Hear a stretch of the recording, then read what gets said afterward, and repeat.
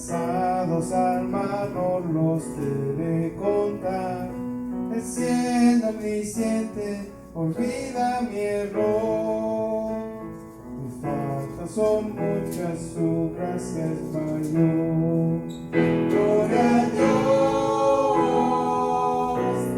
su gracia es mayor.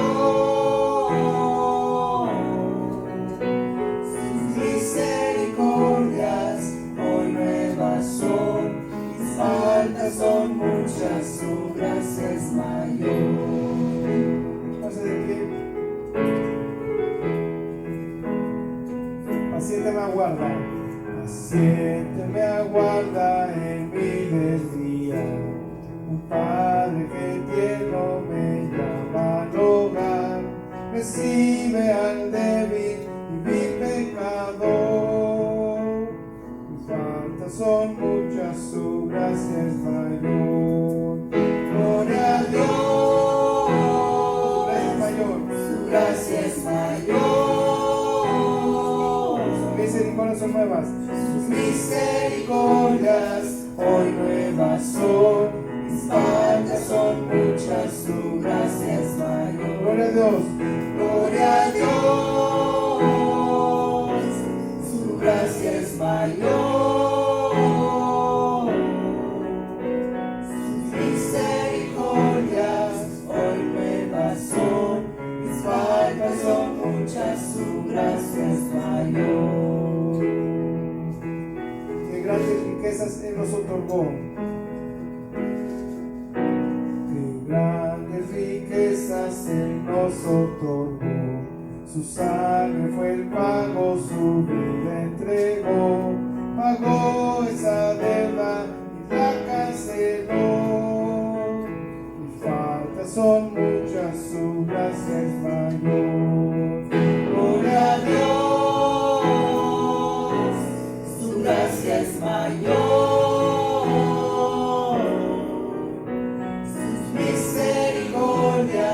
Hoy nuevas son, mis faltas son muchas, su gracia es mayor.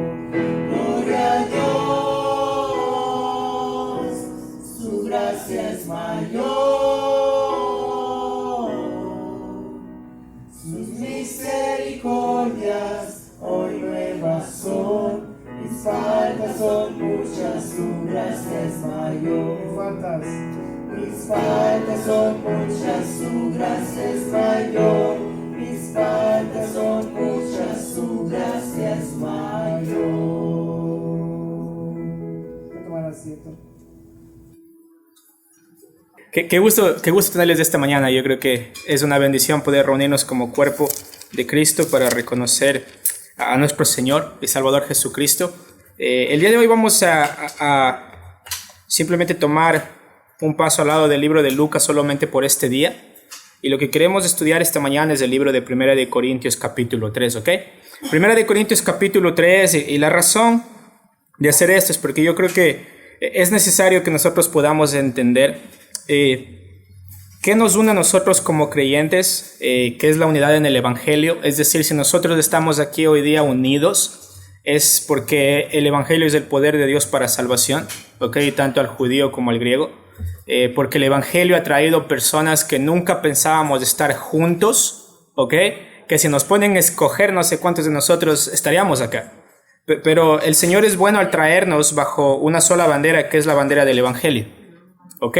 Es decir, el Señor ha hecho esto posible. El Señor es realmente la persona que ha producido esto en este lugar, y también todas las iglesias que están reunidas en este momento en el mundo. Ellos están unidos en el Evangelio. No en la cultura, no en el idioma, no en un país o en una denominación. Es el Evangelio el que nos une. Pero en el libro de Corintios, Primera de Corintios capítulo, bueno, todo el libro de Primera de Corintios, ¿no es cierto? El mundo había infectado la iglesia de Corinto, ¿ok? Es decir, muchas personas en Corinto pensaban que podían ser creyentes y traer las prácticas del mundo a la iglesia.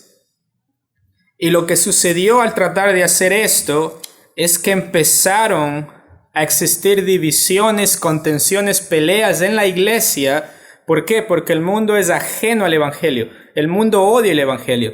Pero el creyente que trata de traer al mundo a la iglesia comienza a causar división. Comienza realmente a hacer daño al cuerpo de Cristo. Y de alguna manera uno lo hace con buenas intenciones, entre comillas, pero vamos a entender por qué es tan peligroso, ¿ok? ¿Por qué es tan peligroso el mundo y adoptar el mundo dentro de nuestras congregaciones? ¿Amén? Entonces lo primero que quiero hacer hoy día es, cuando estamos hablando de la unidad en el Evangelio, es identificar primeramente el pensamiento que tenía Corinto, o que tenía en ese tiempo la cultura greco-romana, en cuanto a lo que era realmente importante, ¿ok? Quiero que escuchemos esto. Y la pregunta es esta: ¿qué tipo de pensamiento era el que representaba Corinto? Es decir, ¿cómo ellos pensaban? ¿Cómo pensaban los greco-romanos en ese tiempo? ¿Cuáles eran los valores que ellos tenían como familias y como sociedad? ¿Ok? Escuchen lo que un comentarista dijo acerca de cuál era el pensamiento que representaba Corinto, ¿ok? Había primeramente una preocupación obsesiva, ¿ok? Una preocupación obsesiva por la reputación y el estatus a los ojos de los demás. Eso era la prioridad en Corinto, ¿ok? Es decir, el apóstol Pablo está escribiendo a personas que tienen una preocupación obsesiva por su reputación y les importaba muchísimo lo que los demás pensaban o decían o cómo debían comportarse. Había una autopromoción, ¿ok? Una autopromoción para ganar aplausos y para ganar influencia. Esto era lo que ellos querían: aplausos, influencia. Había una ambición de triunfar, y en esa ambición de triunfar a los ojos del mundo había una manipulación de la sociedad para mi propio bien. O sea, había una manipulación, es decir, yo utilizaba todos los recursos que yo tengo para que mi nombre sea el que brille, para que yo sea la persona de la cual hablan. Y también existía lo que conocíamos como la retórica, o sea, es decir, había personas que iban a las plazas, había personas que eran maestros, que se conocían por la belleza con la cual ellos hablaban, por el contenido de su retórica, por la belleza de sus palabras. Es decir, la gente reconocía el valor de alguien solamente por la parte externa. Es decir, cuando alguien hablaba, o cuando alguien predicaba, o cuando alguien estaba dando una clase, estaban preocupados por los índices de aprobación de la audiencia más que por la verdad. Mientras más la gente aprobaba lo que yo decía, más honor tenemos en la sociedad, más felices estamos, más hemos avanzado en el escalón de la sociedad. También existía otro aspecto importante, que era el sistema de patrocinio, ¿ok? Nosotros utilizamos la palabra ahora patrocinador, ¿ok? Es decir, alguien nos da dinero, o nos regala dinero, o paga por nosotros algo para que nosotros podamos hacer, ¿no es cierto?, estudiar o cualquier cosa. Pero lo interesante de este sistema era que ellos utilizaban el sistema de patrocinio ¿para qué? Como un camino fácil para llegar a la fama y a la fortuna. Ellos tenían una relación como de un cliente-patrón. ¿Y qué es lo que hacían ellos? ¿Ok? Es decir, digamos que alguien era una persona que no tenía palabras buenas para expresar, no tenía una retórica bella. ¿Qué hacía él? Sea de la posición social que sea, pagaba a alguien. Entonces decía: usted habla muy bien, ¿ok? Lo que yo voy a hacer es, yo le voy a pagar a usted para que usted hable bien de mí, ¿ok? Entonces usted va a la plaza y cuando hable bien de mí para que yo tenga un estatus en la sociedad. No se trataba tanto de lo que él era, sino él pagaba a alguien para que diga cosas bonitas de mí y ellos digan: ¡wow! O sea, escuchando a esta persona nos dice maravillas de Esteban. Pero eso no significaba si era verdad o no. Yo había pagado para que esta persona hable bien de mí. Y esto simplemente era algo que estaba impregnado en toda la sociedad. Incluso existía evidencia arqueológica que saben que encontraron ellos. Encontraron inscripciones escritas en piedra o en diferentes edificios que eran como publicidades de la generosidad de las personas que dieron, y este era un medio para promover su reputación. ¿Ok? Era una sociedad que pagaba para que el nombre de ellos sea el nombre que es mencionado por todos. ¿Ok? Si quiero que alguien sea importante, esa persona quiero ser yo. Y esto es algo interesante. ¿Por qué? Porque esta autopromoción, esta individualidad, este deseo de sobresalir en mi nombre mismo, atravesaba todos los niveles de la sociedad. Es decir, había una especie de forma de arte que la gente que iba a Corinto era gente que quería ser, o que más bien era socialmente ambiciosa de un estatus. ¿Ok? Socialmente ambiciosa de un estatus, es decir, yo quiero que me conozcan en la sociedad. Y era interesante porque había un sistema que era el sistema de honor y vergüenza. Es decir, ¿cómo era alguien honrado? Alguien era honrado cuando el estándar en el cual él estaba era el estándar que el mundo quería.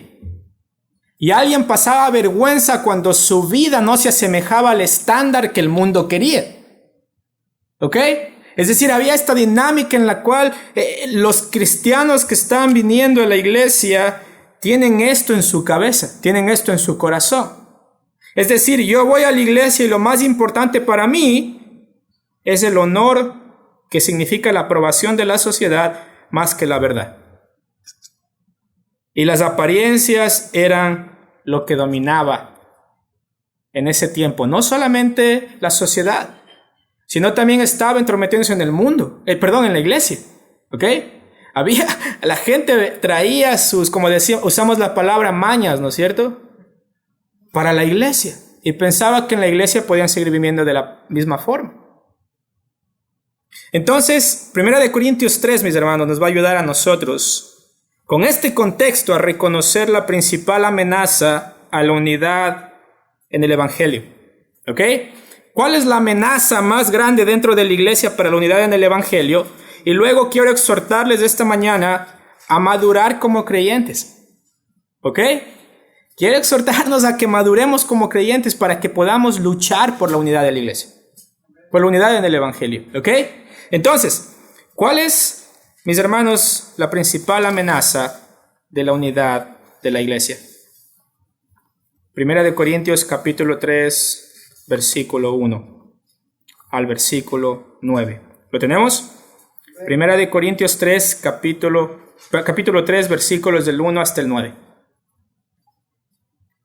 De manera, versículo 1, ¿ya?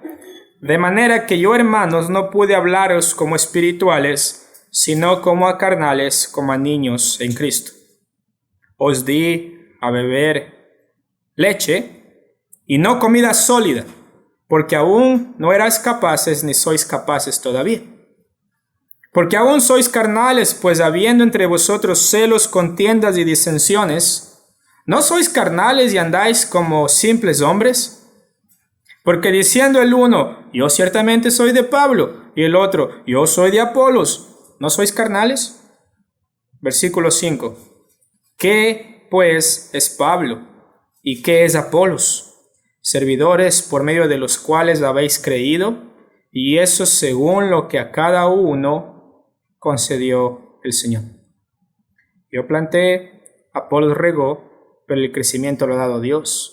Así que ni el que planta es algo, ni el que riega, sino Dios que da el crecimiento. Y el que planta y riega son una misma cosa, aunque cada uno recibirá su recompensa conforme a su valor. Porque nosotros somos colaboradores de Dios y vosotros sois labranza de Dios, edificio de Dios. Vamos a orar. Amado Señor, esta mañana queremos rogarle, Padre, que usted pueda sacar el orgullo de nosotros, Señor. Padre, rogamos que su palabra esta mañana sea usada por su Espíritu Santo para realmente mostrarnos en nosotros qué estamos trayendo del mundo a esta iglesia, Padre. ¿Cuáles son las cosas que estamos trayendo del viejo hombre a esta iglesia? ¿Cuáles son las cosas que todavía no hemos dejado ir o que pensamos que pueden ser beneficiosas dentro de la iglesia, pero que realmente son dañinas, Padre? Y rogamos, Señor, que esta mañana nos dé sabiduría para poder ser transformados por su palabra, para poder madurar a la imagen de Cristo. En el nombre de Cristo Jesús. Amén. Amén. Mis hermanos, ¿cuál es la principal amenaza a la unidad en el Evangelio? ¿Saben cuál es? Creyentes inmaduros espiritualmente. Creyentes inmaduros espiritualmente. El apóstol Pablo ha venido hablando en el capítulo 1 y 2 acerca de la diferencia entre la sabiduría humana y la sabiduría de Dios, y marca un contraste impresionante entre lo que realmente da valor en el mundo y lo que realmente tiene valor delante de Dios. Y si ustedes van al capítulo 1, versículo 18, cuando el apóstol Pablo les exhorta a ellos de que ellos están divididos, ¿por qué? Porque algunos están diciendo yo soy de Apolos, yo soy de Pedro, yo soy de Cristo, incluso yo soy de Pablo. El apóstol Pablo en el versículo 18 dice lo siguiente, ¿lo tienen? Muy bien. Versículo 18, 1 Corintios capítulo 1, versículo 18. Porque la palabra de la cruz es locura. ¿A quién? A los que se pierden. ¿Ok? Interesante, o sea, en el contraste de lo que el mundo valora y lo que Dios valora, él dice al mundo la cruz es perdición. ¿Por qué? Porque en el sistema de ellos Cristo murió. Entonces, si Cristo murió, no está de acuerdo al estándar que el mundo tenía de qué era el éxito. ¿Ok? No era exitoso Jesús a los ojos de la cultura grecorromana. Entonces la gente debía entender que la diferencia y el contraste es muy grande entre lo que es el mundo y lo que es la iglesia. Pero dice, pero a los que se salvan, esto es, ¿a quién? A los salvos, a los creyentes, a los que están en Cristo Jesús, es poder de Dios. Y luego dice el versículo 19, pues está escrito, destruiré la sabiduría de los sabios y desecharé el entendimiento de los entendidos. Acá está diciendo, el mundo piensa que sabe lo que realmente significa el éxito. Pero Pablo les dice, para mí el éxito comienza con la locura de la predicación de la cruz, con alguien que murió. Y no solamente eso, sino que miren lo que nos dice el capítulo 2, versículo 1. ¿Lo tienen? 1 Corintios capítulo 2, versículo 1. Así que hermanos, ¿ok? Cuando fui a vosotros, ¿qué dice acá? Para anunciaros el testimonio de Dios, no fui con excelencia de palabras o de sabiduría. ¿Por qué les dice esto? Porque ellos estaban acostumbrados a oradores que venían a embellecer el nombre del ser humano, del que les pagaba, del que quería ser alguien en la sociedad. Pero Pablo dice, cuando yo vine donde ustedes, no vine con estas palabras embellecidas, no vine con esta sabiduría del mundo, sino el versículo 2 dice que me propuse no saber entre vosotros cosa alguna, sino a quién, a Jesucristo y a este crucificado. Y uno dice, y los corintios dicen, espera, o sea, la sociedad me enseña que el éxito está basado por el reconocimiento que yo tengo, por cuán alto puedo llegar yo en la escala social, por cuán grande mi nombre puede ser. Y Pablo dice, yo cuando vine a ustedes, no vine con la perspectiva del mundo, sino vine con la perspectiva divina de hablarles de esta persona que se llama Jesucristo, que fue crucificado. Que a los ojos del mundo no es exitoso. Más bien dicho, no muchas personas querían hablar de él, porque no les daba estatus. Pero luego miren lo que dice el versículo 3. Y estuve entre vosotros ¿con qué? Con debilidad, con temor y temblor. ¿Ok? Es decir, Pablo empieza a derribar toda cosa que pueda entreponerse entre él y Cristo. Es decir, la gente no tiene que mirar a Pablo. Y Pablo dice, hermanos, yo estaba ahí con debilidad, con temor, con temblor. Y dice, y ni mi palabra ni mi predicación fue con palabras ¿qué? persuasivas de humana sabiduría. Porque el trabajo de los oradores en este tiempo era convencer a otros que el que me pagó a mí es buena persona. Que yo soy alguien en la vida. Y Pablo dice, hermanos, yo me alejo de la sabiduría humana, de las palabras de persuasión. Yo no quiero convencerles de Pablo. ¿Ok? Y Pablo dice, yo era débil, yo tenía temor, yo tenía temblor. Mi palabra no fue con palabras persuasivas de humana sabiduría, sino con demostración de ¿qué? Del Espíritu y de poder, para que vuestra fe no esté fundada en la sabiduría de los hombres, sino en el poder de Dios. Entonces empieza el apóstol Pablo a establecer la base de que si somos cristianos, nuestra sabiduría no es del mundo. Ya que somos cristianos, nosotros predicamos a un crucificado. Y el mundo está totalmente opuesto a eso, ¿ok? Al mundo no le gusta ese mensaje. Pero luego miren lo que dice en el versículo, capítulo 2, versículo 6. Sin embargo, ¿qué dice acá? Hablamos sabiduría entre los que han alcanzado madurez. Y comienza a tratar el tema de la madurez acá. Es decir, hey, si estamos en la iglesia necesitamos madurar. ¿Ok? Porque la sabiduría del mundo no nos va a permitir madurar. Es la sabiduría de Dios la que va a permitirnos crecer. Pero luego dice acá, y sabiduría no de este siglo, ni de los príncipes de este siglo que perecen. ¿Ok? Entonces un contraste muy grande. Sabiduría del mundo es sabiduría de Dios. Lo que Dios valora, lo que el mundo valora. El estándar del mundo, el estándar de Dios. Y luego el versículo 14 dice ¿qué? Del capítulo 2. Muy bien. Pero el hombre natural no percibe las cosas que son del Espíritu de Dios. ¿Quién es el hombre natural? El inconverso. El que no tiene a Cristo. El que va a la plaza y dice, yo soy dueño, yo quiero salir adelante, yo quiero que mi nombre sea el que está puesto en la placa. Y el versículo 14 dice, los que son naturales, simplemente utiliza la palabra natural para hablar de alguien que está viviendo no en Cristo sino en el mundo, no percibe o no puede entender las cosas del Espíritu. ¿Por qué? Porque para él son locura, necedad. Es decir, no tiene sentido Cristo para él. Y no las puede entender porque se han de discernir espiritualmente, ¿no es cierto? En cambio, el espiritual juzga todas las cosas, pero él no es juzgado de nadie. ¿Qué significa esto? Y esto se utiliza muchas veces fuera de contexto y se utiliza mal, ¿no es cierto?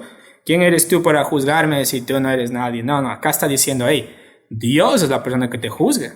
Dios es la persona que te va a tomar cuentas. No significa que no vamos a confrontar pecado, más bien acá está diciendo, hey, despierta, porque si estás trayendo el mundo a la iglesia, el Señor te va a juzgar, ¿ok?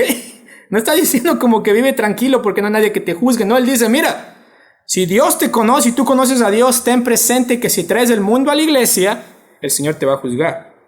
Pero mira lo que dice el versículo 16 de 1 de Corintios 2, ¿lo tienen? Porque ¿quién conoció la mente del Señor? ¿Quién le instruirá? ¿Ok? Y dice, mas nosotros tenemos la mente de Cristo. Y uno dice, amén. Porque gracias a Dios nosotros podemos entender la palabra. Porque tenemos la mente de Cristo. El Espíritu Santo de Dios habita en nosotros. El Espíritu Santo de Dios nos ilumina. No nos inspira. Nos ilumina para que podamos entender la Biblia y así podamos madurar. Entonces es hermosa la realidad de que, hey, la sabiduría del mundo te enseña a valorarte a ti mismo, tus sueños, las cosas que tú quieres, que tu nombre salga al frente, pero la sabiduría de Dios nos pone a nosotros siempre abajo del nombre de Cristo. Es Cristo el que debe ser glorificado. Si tú eres un cristiano, tú vives reconociendo que puedes entender la palabra porque la obra de Dios de salvación no solamente te salva una vez acá y luego te deja solo y nos vemos en el cielo, sino que te sostiene. El Evangelio te permite crecer porque es el poder de Dios para salvación y también para justificación y también para santificación y también para glorificación. Es decir, es hermosa la obra, nos sostiene hasta el final. Y uno dice, amén. Pero luego el capítulo 3, versículo 1, nos introduce esta realidad de cuál es el peligro, cuál es la amenaza para la unidad de la iglesia. Y dice, de manera que yo, ¿qué? Hermanos, ¿ok? No está hablando a los naturales del versículo 14, del capítulo 2, no. Está hablando a quién? A cristianos, a creyentes, a personas que están dentro de la iglesia, ¿ok? Hay un contraste ahora, no solamente fuera de la iglesia, sino también dentro de la iglesia. El apóstol Pablo les va a escribir a la iglesia de Corinto y les dice, de manera que yo, hermanos, ¿ok? Y dice, no pude hablarles como a espirituales, sino como a carnales, como a niños en Cristo. Os di a beber leche y no comida sólida, porque aún no eran capaces. Paremos ahí. El apóstol Pablo estuvo en Corinto por 1 año y medio, ¿ok? Por 1 año y medio, en Hechos capítulo 18. Entonces, mientras el apóstol Pablo está en Corinto, él planta la iglesia de Corinto, está juntamente con Apolos ahí, que Apolos también aparece predicando en Corinto, y comienzan a plantar la iglesia. Por 1 año y medio nos dice que ellos estuvieron en esta iglesia y les estaban enseñando a ellos la palabra de Dios. ¿Ok? 1 año y medio. Entonces en la primera parte el apóstol dice, cuando yo estuve con ustedes, ¿ok? Les di leche. ¿Por qué? Porque eran niños en la fe, recién vinieron a Cristo. Es decir, no eran capaces todavía de entender todas estas cosas que yo les estaba predicando. Pero 1 año y medio invirtió el apóstol Pablo con ellos, en Corinto. Ahora, cuando el apóstol Pablo está escribiendo la carta, han pasado de 3 a 5 años, desde que Pablo estuvo en Corinto. Entonces, cuando les escribe, les dice, cuando estuve con ustedes no pude hablarles como espirituales, sino como a carnales. ¿Qué significa esto? Y vamos a hablarlo después. Pero dice, como a niños en Cristo, como recién nacidos en Cristo. Y dice, porque aún no eras capaces cuando recién vinieron a Cristo. Pero ¿cuál es el contraste acá? Muy, pero muy importante. Que les dice, ni sois capaces todavía. ¿Ok? Entonces el problema de ellos es que hace 3 años el apóstol Pablo estuvo 1 año y medio con ellos. Pasan de 3 a 5 años, vuelve a escuchar noticias de los corintios. ¿Y qué sucede? No han madurado. No han madurado.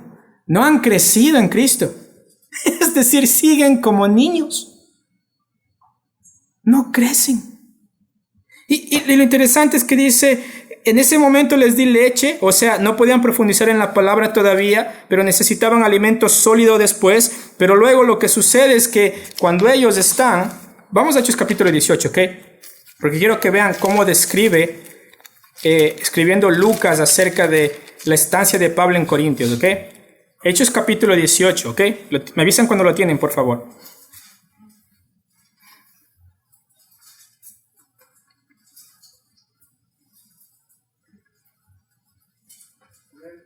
¿Lo tienen? Hechos capítulo 18, versículos del 9 al 11.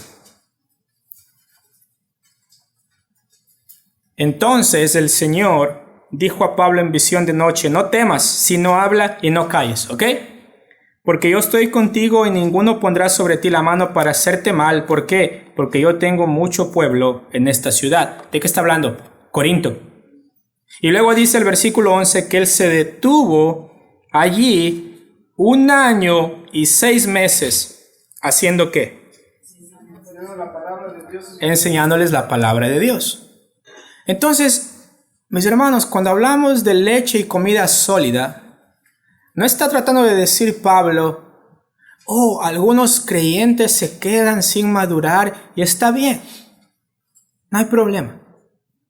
Lo que está diciendo es, existe una progresión natural que cuando ustedes reciben la palabra, y acá el apóstol Pablo dice que él predicaba y enseñaba la palabra de Dios. Es decir, el apóstol Pablo no dijo, voy a tomar la leche y les voy a dar la carne cuando regrese o cuando les vea nuevamente. No, él les dice, les enseñé la palabra. Y funciona como leche y también luego funciona como ¿qué? Como alimento sólido. Es decir, la palabra tiene el poder para hacer que una persona madure.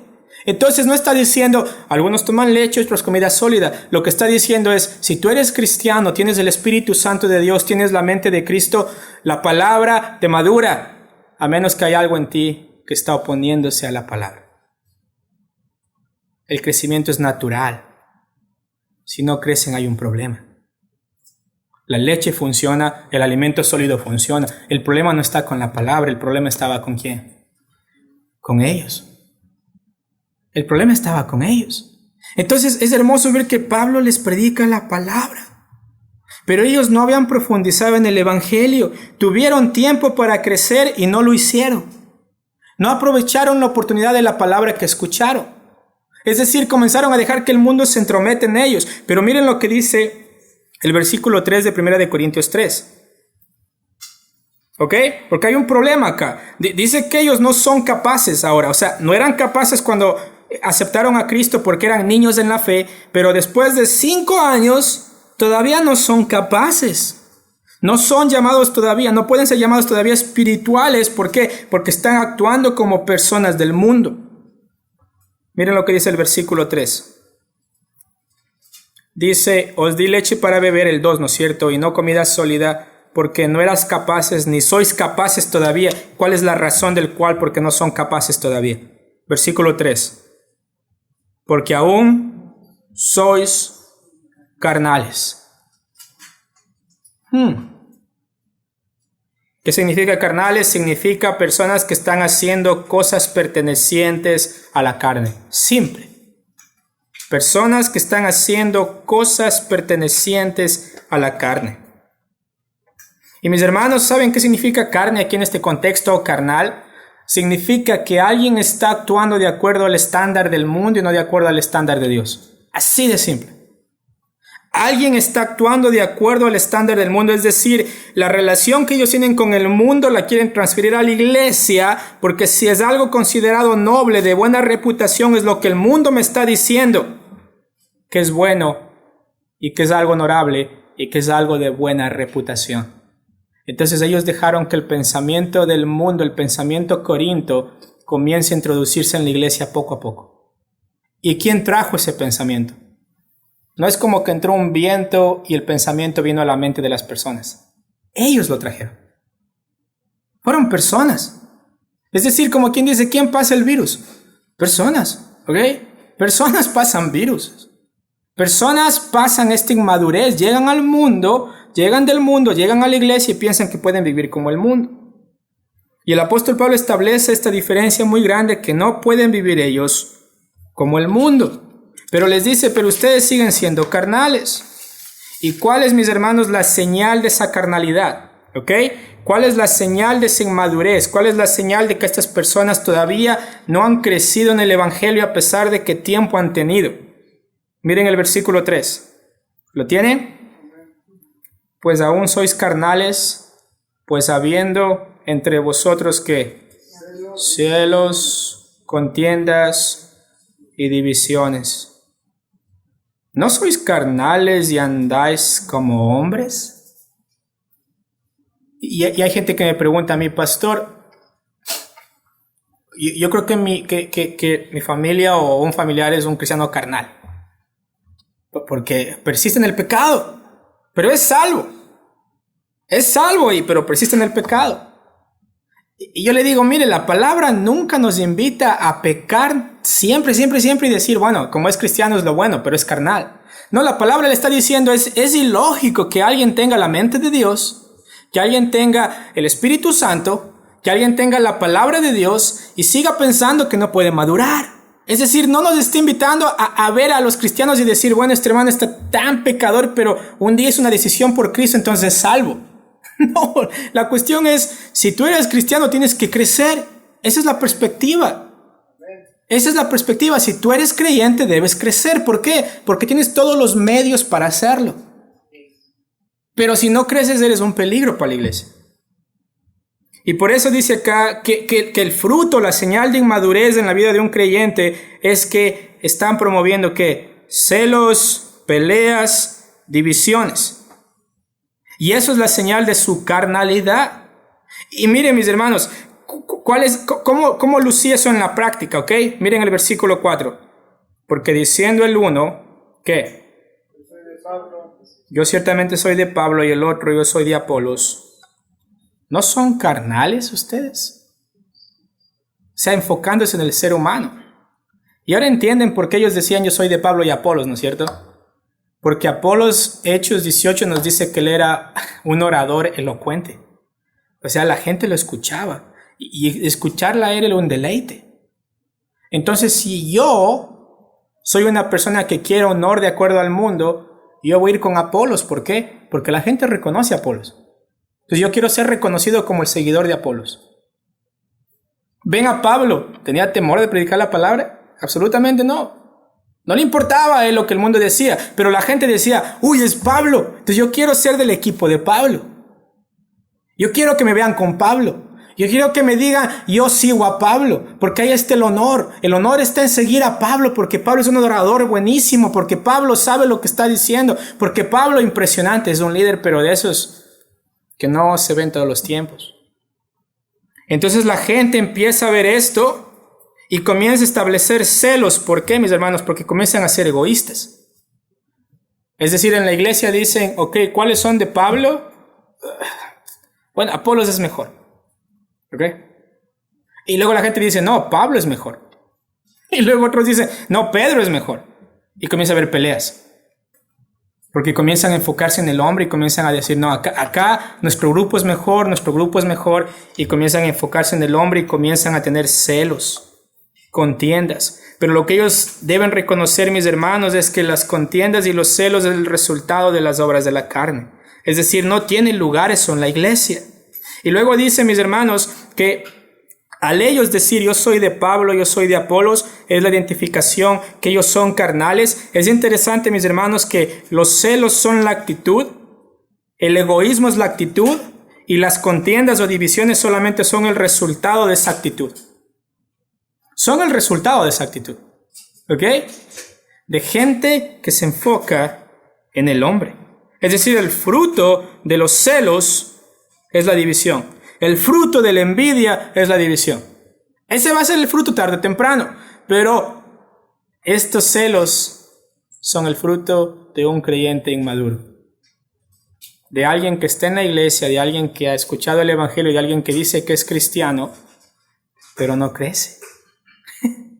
No crece, no madura. Y sigue enfocándose en los estándares del mundo. Y si ustedes me preguntan a mí, mis hermanos, yo veo ahora una sociedad muy parecida a la de Corinto. Muy parecida a la de Corinto. ¿Por qué? Porque todas las herramientas que nosotros tenemos en el mundo están diseñadas ¿para qué? Para que mi nombre sea el nombre que sale al frente. Las familias están diseñadas ¿para qué? Para que me sirvan a mí, que yo soy el jefe, o para que me sirvan a mí, que yo soy la reina, para que me sirvan a mí, que yo soy el hijo, la hija. Y tenemos jerarquías dentro de todo lugar. Y son las personas las que quieren salir al frente en el nombre de Cristo. Entonces, debemos entender esto. Y luego en el versículo 3 les dice, andáis como simples hombres, o sea, están buscando reconocimiento, honor del mundo. O sea, tenemos temor de predicar el evangelio. ¿Por qué? Porque nos da miedo el mundo. Porque ese no es el estándar del mundo. ¿Ok? Porque el mundo no me dice que al creer en un crucificado que resucitó, que está ahora a la diestra del Padre, soy alguien. Entonces, tengo temor de ser cristiano porque no es lo que el mundo valora. El mundo valora el dinero. La sociedad valora esta estima de ser alguien, de tener un nombre, de tener posesiones. Y nosotros comenzamos a pensar que la iglesia se debe manejar de esa forma. Pero mis hermanos, necesitamos identificar esto, necesitamos preguntarnos realmente, ¿estamos creciendo nosotros a la madurez en Cristo Jesús? ¿O estamos estancados simplemente pensando que todo basta solo con ser creyente, con decir una oración y decir nos vemos en el cielo? Porque tarde o temprano, mis hermanos, creyentes inmaduros van a ser el resultado de división dentro de la iglesia. Porque van a enfocarse en el ser humano y no en la obra de Cristo a través de su iglesia. Incluso miren lo que dice el capítulo 1, versículo 11 al 13, ¿ok? de Primera de Corintios. Del versículo 10, ¿ok? Primera de Corintios, capítulo 1, versículo 10. ¿Lo tienen? Os ruego, pues, hermanos, por el nombre de nuestro Señor Jesucristo, que ¿qué? Que habléis todos una misma cosa, y que no haya entre vosotros divisiones, sino que estéis perfectamente unidos en una misma mente y en un mismo parecer. Porque he sido informado acerca de vosotros, hermanos míos, por los de Cloé, que hay entre vosotros que peleas, contiendas, discusiones. Quiero decir que uno de vosotros dice que yo soy de Pablo, y yo de Apolos, y yo de Cefas, y yo ¿de quién? De Cristo. ¡Wow!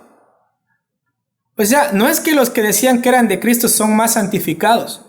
No, ellos veían a Cristo como un asistente más a su servicio. ¿Entendemos esto? O sea, está Pablo, está Apolos, está Pedro y está Cristo. ¿Ok? ¿Cuáles van con Cristo? Hablaban de Cristo, cantaban de Cristo, adoraban con Cristo, pero Cristo no era Señor. El mundo era el Señor. Cristo se sometía al señorío ¿de quién? Del mundo de acuerdo a ellos. Entonces Cristo era esta figura la cual me va a permitir a mí encontrar reconocimiento. Cristo es la persona a la cual me va a permitir ser alguien en esta vida. Cristo se convierte en la persona en la cual yo voy a alcanzar, es decir, si voy a la sociedad y dice, yo soy de Cristo, y Cristo hace mi nombre grande, Cristo permite que yo sea alguien, y Cristo se convierte en uno más del montón. Y qué peligroso es eso, ¿no es cierto?, para nosotros. Porque venimos a la iglesia y Cristo tiene un asiento acá al frente, ¿no es cierto? Y cantamos con Él, cantamos de Él, pero no lo adoramos. Porque no es Señor para nosotros. Porque muchas veces pensamos que podemos decir Cristo es Salvador, pero no Señor. Gracias Dios por salvarme, le damos la mano a Cristo y decimos nos vemos el siguiente domingo. Le damos la mano a Cristo, nos vemos el miércoles. Nos volvemos a ver. Ya sé dónde está tu silla, Cristo. Y los corintios comienzan a ver de esta forma a Cristo. Como un instrumento de alcanzar honor en la sociedad. Y mis hermanos, les dice acá, eso está causando división, porque ¿acaso está dividido Cristo? Dice el versículo 13, ¿fue crucificado Pablo por vosotros? ¿O fuisteis bautizados en el nombre de Pablo? No, es Cristo. O sea, hasta el peligro de ver a Cristo es solamente como un asistente más a nuestras casas, a nuestras vidas, como un asistente más al servicio.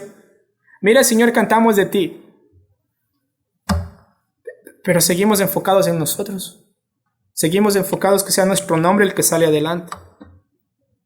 Entonces, mis hermanos, esta carta de 1 de Corintios, capítulo 1 al 3, y aún después vamos a ver en versículos posteriores, o sea, está realmente enfocado en exhortarnos y confrontar nuestra individualidad, nuestro egoísmo, nuestros celos de enfocarnos en el hombre, de querer ser alguien y de utilizar a Cristo como simplemente un recurso para avanzar en la vida. Pero luego, ¿qué va a decir, mis hermanos? El 1 de Corintios capítulo 3, si volvemos por favor al capítulo 3, versículo 5. ¿Por qué? Porque hemos escuchado mucho acerca de cuál es la amenaza, ¿no es cierto?, creyentes inmaduros. ¿Y cuál piensan ustedes que es la solución, mis hermanos, para este problema? Creyentes maduros. Si la amenaza son creyentes inmaduros, la solución es ¿qué? Creyentes maduros en la fe. Y es muy simple, es algo rápido, es algo que no tenemos que darle muchas vueltas. ¿Y cómo comienza esto, mis hermanos? ¿Cómo podemos nosotros comenzar a la madurez cristiana si estamos estancados en nuestro crecimiento espiritual? Primeramente debemos preguntarnos quiénes somos nosotros. Miren lo que dice acá, versículo 5, ¿ok? Primeramente debemos entender quiénes somos nosotros. Es decir, si queremos madurar, si queremos crecer en Cristo, necesitamos entender primeramente quiénes somos nosotros. Miren lo que dice el versículo 5. ¿Qué pues es Pablo y qué es Apolos? ¿Lo ven? No está diciendo quién es Pablo o quién es Apolos, sino dice qué es. ¿Qué es? No son nada. ¿Ok? Comparándolos con Cristo, no son nadie. Entonces ellos reconocen lo que dice en el versículo 5, que ellos solamente son ¿qué? Servidores por medio de los cuales habéis creído. Hermoso. Son solamente servidores a través de los cuales ellos han creído, mis hermanos. ¿Qué significa servidores? O sea, incluso es interesante que no es la palabra para esclavo, sino es la palabra de diácono. Es decir, es un servidor, es como un mesero, es como la persona que no está a cargo, es solamente la persona que está dispuesta a levantarse, servir, sin mirar a quién, realmente tomar el tiempo para decir, hey, yo tengo que crecer, no soy nadie, pero en Cristo yo puedo ser un servidor, puedo ser un servidor. Si ven qué hermoso es esto y utiliza cómo nosotros podemos madurar en Cristo, mis hermanos, debemos reconocer que la unidad en el Evangelio se mantiene a través de personas que son servidores de Cristo. Servidores. No personas que buscan una posición. No personas que buscan ser alguien a través del nombre de Cristo, sino que quieren que Cristo sea reconocido a través de mi vida. Que Cristo sea la persona que es proclamada a través de mi vida. Que Cristo sea conocido a través del servicio que yo doy. Es decir, no me importa lo que piense el mundo. Si no está mi cara ahí, gloria a Dios por eso, pero que sea Cristo el que está siendo demostrado. ¿Por qué? Porque ¿qué es Pablo? ¿Qué es Apolos? No es nadie, son simples mensajeros. Mis hermanos, no hay niveles superiores en la iglesia. En Cristo todos somos iguales en cuanto al valor y al honor que nosotros tenemos. Incluso en el Antiguo Testamento, en la Septuaginta, se utiliza con la palabra criado, un criado, ¿ok? Y saben, se utiliza la palabra criado en relación con el rey. Esa es la relación. O sea, dice, nosotros somos servidores, simples mensajeros, porque estamos sirviendo ¿a quién? Al rey. Y en el Antiguo Testamento tiene esta connotación del criado simplemente llegando donde el rey, arrodillándose delante del rey y diciendo al rey, ¿qué es lo que tú quieres que yo haga? Y esta palabra servidor se utiliza 31 veces en el Nuevo Testamento y 27 de esas veces se traduce como sirviente o ministro. Es decir, la conexión, no importa quiénes seamos, es que somos sirvientes del Señor, somos sirvientes del Rey, no de una persona. Somos sirvientes de Cristo Jesús, somos sirvientes del Rey. Y por eso es que en el versículo 6 de 1 Corintios 3, ¿qué dice acá? Yo planté, hablando de Pablo, Apolos regó, pero el crecimiento lo ha dado Dios. Y eso es interesante porque dice así que ni el que planta es algo, ni el que riega, sino Dios que da el crecimiento. Y utiliza una metáfora del campo, ¿no es cierto? No sé cuántos de ustedes trabajaron en el campo antes, pero yo recuerdo en Argentina trabajábamos en el campo, ahí en el Instituto Bíblico, y si no llovía, mis hermanos, no había nada. No había pasto para las vacas, las cosas no crecían, los animales se morían. No importa cuánto uno hacía en cuanto a cuidar el campo. Uno dependía siempre de lo que Dios permitía en cuanto a la lluvia, en cuanto al sol, en cuanto al clima, en cuanto a la tierra. El Señor maneja eso. Entonces uno debe reconocer que así como cuando trabajamos en el campo, hay una dependencia inmensa de quién va a proveer el agua, quién va a proveer el sol, quién va a proveer la lluvia, quién va a proveer que la tierra sea fértil. Es el Señor, es el Señor. Y utiliza esta figura del campo para demostrar que en el campo todos trabajan juntos. Y todo el mundo tiene que recoger, y todo el mundo tiene que estar bajo el sol, porque todos estamos trabajando, ¿ok? Todos estamos trabajando. No hay nadie, y cuando alguien se escapa y no quiere trabajar, se nota. Y causa desconfort. ¿Por qué? Porque el uno dice, hey, este no está trabajando. Y este no está sirviendo. ¿Y qué está pasando? Y comenzamos a ver ese tipo de cosas, pero mis hermanos, si queremos realmente ser maduros en Cristo, necesitamos reconocer que somos simples servidores, ¿ok? Que el Señor es el que hace la obra. Que el Señor es el que da la recompensa, incluso en el versículo 8, porque dice el que planta y el que riega son una misma cosa, aunque cada uno recibirá su recompensa conforme a su valor, a su labor, perdón. Entonces, no tenemos opción. Es decir, y es algo hermoso, ¿por qué? Porque nosotros como servidores estamos sirviendo al Rey Jesús. Y dice, y el Rey Jesús te dará una recompensa. No lo hacemos por la recompensa, lo hacemos por amor al Rey. Pero el Rey es tan amoroso que Él tiene también una recompensa. Pero es interesante que dice, de acuerdo a cada uno, ¿de acuerdo a qué? A su labor. ¿Ok? De acuerdo a su labor. Es impresionante esta parte, porque dice el versículo 9, porque nosotros somos colaboradores de Dios, y vosotros sois labranza de Dios, edificio de Dios. Entonces, mi hermano, necesitamos entender, esta iglesia la edifica Cristo, ¿ok? Solamente la edifica Cristo, no los pastores, no los líderes, no nosotros. Cristo edifica la iglesia, y Cristo la edifica a través de los medios que Él ha establecido. Su palabra siendo predicada, siendo usada por el Espíritu Santo para que podamos madurar. Pero siempre un cristiano maduro entiende la necesidad de servir y servir bajo el mandato del Rey, reconociendo que mi servicio lo hago sacrificialmente por amor a Él, siempre obedeciéndolo a Él. Cristo no solamente es la persona que asiste con nosotros a la iglesia, Cristo es el Señor de la iglesia. Y esto es hermoso reconocer como creyentes maduros. Entonces, si estamos estancados, mis hermanos, debemos entender esto, ¿no es cierto? Dios es el que capacita para la predicación, para el discipulado. Dios es el que produce el fruto en la vida de los creyentes. Y debemos entender eso, que el campo es del Señor, el edificio es del Señor, nuestra vida es del Señor. Absolutamente todo es del Señor. Entonces, nosotros en esta parte, dentro de nuestra madurez cristiana, reconocemos que hay esperanza. Porque el hecho de que estamos escuchando la palabra esta mañana nos deja saber, si no has estado madurando en Cristo, hoy es el día. Porque esta misma palabra que sirve como leche para el niño también sirve como alimento sólido para el que quiere madurar, para el que quiere profundizar, para el que quiere ser más como Cristo. Entonces les animo para que podamos entender que como creyentes inmaduros podemos realmente llegar a ser una amenaza para la iglesia. Pero como creyentes maduros, mis hermanos, el Señor puede hacer una obra con nosotros en esta iglesia que no nos imaginamos. ¿Por qué? Porque Él es el que da el crecimiento, no nosotros. Pero nosotros plantamos, nosotros regamos, nosotros laboramos, nosotros somos colaboradores de Dios. Nosotros colaboramos los unos con los otros para que el nombre de Dios sea glorificado. ¿Ok?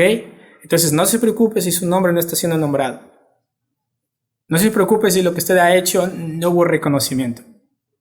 No se preocupe si la gente no sabe que usted hoy día tuvo que agarrar un caballo por 2 horas, luego pasar en canoa por otras 3 para llegar acá. No se preocupe. ¿Sabe quién lo conoce? El Señor. Y lo hacemos para el Señor y el Señor nos dará nuestra recompensa. Entonces, mis hermanos, esos son los creyentes maduros. Y mi anhelo es que podamos madurar juntos, porque yo tengo que madurar más también. En Cristo Jesús. Hay mucho camino por madurar. Hay muchos, mis hermanos. Si pensamos que ya llegamos, estamos perdidos. Pero hay mucho camino todavía por delante y necesitamos ser servidores de Dios, colaboradores los unos a los otros hacia Cristo. No personas que ponen sus necesidades primero y decir, Dios, ayúdame. Y Dios dice, yo siempre estaba ahí. Tú eres la persona que realmente dejaste. Entonces necesitamos, mis hermanos, avanzar juntos, ¿ok? Por eso estamos acá. Y vamos a terminar.